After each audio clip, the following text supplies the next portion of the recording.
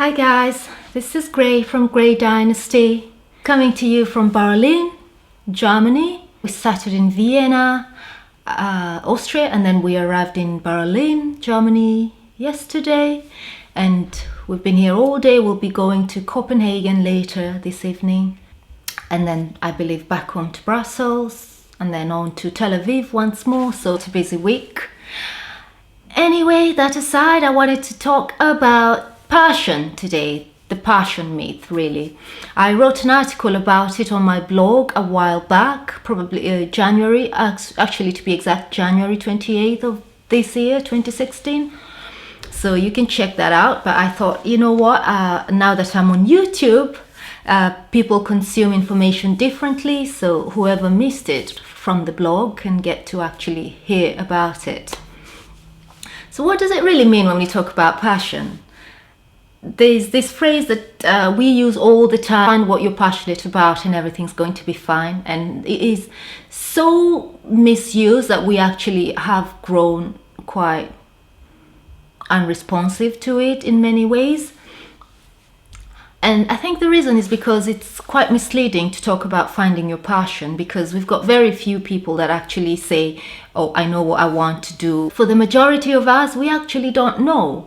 And we always look a bit enviously at the people that say, oh, I found my passion, oh, I'm doing what I love, I really love my job, I don't know why I get paid for this. And we always look and go like, oh my God, I'm being left out of a club. It's an exclusive club that I can't be part of because I haven't found my passion. But that would imply that it is pre-existing for the majority of us. It isn't. Passion is actually found when we talk about cultivating it. Because how can you know you love something unless you've tried it and decided I like it or I don't? So how about the principle of cultivating passion instead? That is more achievable. First of all, what we mean by cultivating passion is to actually engage in something that you find interesting, give it your best shot and just master it and excel at it. And once you do that, you really can say, this can hold my interest for quite a while. This is what I want to do. This is what I want to do with this part of my life, be it as it may for everybody. We can only get to that point if we can actually cultivate a skill set that allows us to do the job proficiently, to do the job efficiently, to do the job to the best of our ability. Once we do that, then we'll be able to say, I have cultivated a passion for this and I actually love it, and I see myself do this a lot longer. Which is really the goal of most of the things we do. The end goal really is to attain independence, to be able to trade our value-added skills, so that in return we get to determine what life we want to live, because we all really would like to be in charge of the lives that we live more than anything else. So how do you cultivate passion, you might ask? Well, first of all, I would like to point out that passion really is just an area of interest that you might have.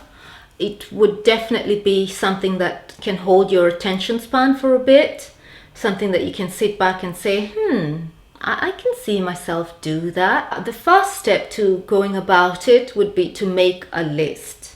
Make a list of all the things that interest you. Make a list of all the things that make you go, I can see myself do that. I wonder about that. I wonder what that would be like for me. Make a list. And then the next step is to find a way to engage in these things that you've made, the things that you've included on your list.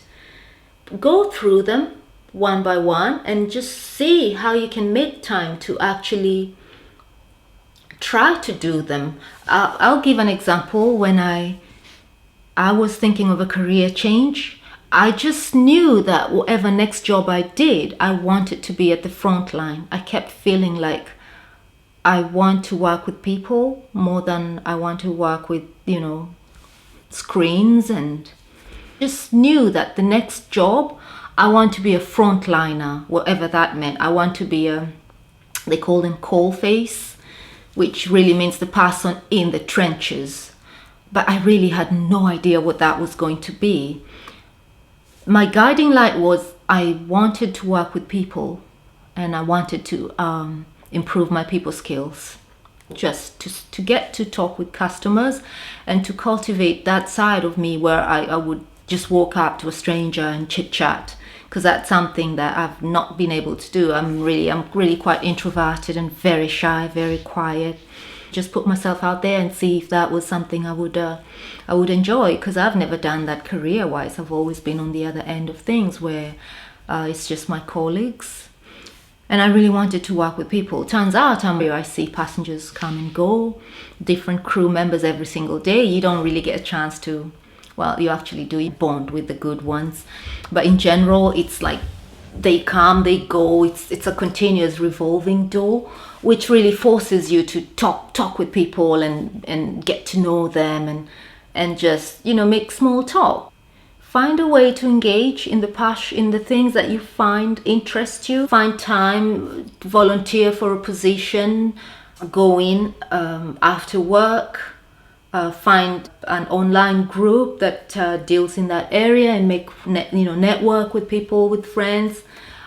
Make sure you're active on LinkedIn to connect with like-minded people that are in the area, that are working within the area that holds your interest. Once you've actually found a way to engage in these activities, well, the third point is to then start the process of elimination. Because we can't be all things, we eventually have to narrow it down. Start to narrow it down of these things that I like. What can I do away with? What will be less fulfilling than the other? What have I not cultivated a passion for? What have I done and feel like, okay, I tried it. No, not quite for me. I should be able to look and kind of classify where everything falls and then eventually just narrow down to about one or two. I kind of did that too in my process, and I actually ended up narrowing down to two things. I narrowed down to the fashion industry and to the aviation industry. I remember thinking, I'd love to try and fly. It's something I considered, let me be honest. It's not something I've really considered before. Because like I said, I started doing accounting from when I was very young. So I wouldn't say it's something that I lived and dreamed about. It did come later, in my later years. I thought, I wonder why I never did that. And I remember moving to the United States and my husband telling me, you can do anything you like. It's one of the jobs I looked into. I'm in the process now of determining if I like it. And like I said, you can't know that you like something before you have perfected it. But once you've perfected it, once you have done your best to excel at it, and you can say you're doing your best work, and if you find that you like it and it's still holding your interest, then you can now finally say, I'm passionate about my job. I quite like it. I enjoy it. Now, let's say you try it and you don't like it. What do you do in that case? Well, pivot. Just spin around into something else. What I'm learning as I go through life is that no skill is wasted. There's no skill set that you can acquire that you'll say, oh, what the hell was that for? It's not going to help me in my future. Every skill set that you acquire actually does go to fill up the pieces of the puzzle that your life really is. So whatever skill set you acquired, you can just flip it over into something else. For instance, I'm doing aviation now. If I don't like it, I've just pivoted my way into the hospitality industry. And that's what you do. You just put yourself out there and try something. And it might work, it might not. You might like it and make it your life's mission. You might not like it and you just pivot into something else. And that's all very well, because at the end of the day, the end goal is independence. You want to be able to determine your future. You want to be able to say, my family and I, this is how we want to live our lives. And you owe it to yourself to give yourself that chance. You owe it to yourself to give yourself that chance. So today, I'm giving you a Dynie dare. So I'm giving you a Dynie dare.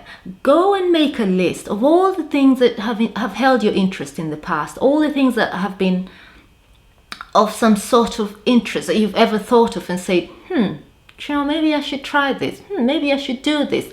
Look at those and make a list. And then just find a way to engage in all of this. Usually where there is a will, there is a way. I totally believe that everything we want to do, as long as we have been blessed with good health and a sound mind, we can achieve. That's always been my basic belief in life. So where there is a will, there is a way. You're going to find a way to engage and actually commit to something, because that's the only way you're going to become certain that this is what I want to do with my life. And I feel like I can be passionate. I can cultivate passion around this area of interest, and I can hone my skills and I can actually excel on the job and actually add value to the venture that will in turn allow me to gain the independence to determine my future and that of my family, because that is the end goal of everything we do. It's for our loved ones, for our children, for our spouses, for our siblings, for our parents, for the people that we love. Take the Dynie there and let's see what you all come up with. Now, if you like this kind of topics, thumbs up to this for this video, subscribe, leave a comment in the comment section below so we can keep the conversation going. And I wish you well.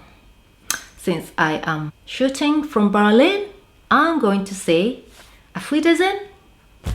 And just remember, you've got just this one life. Dare to live it.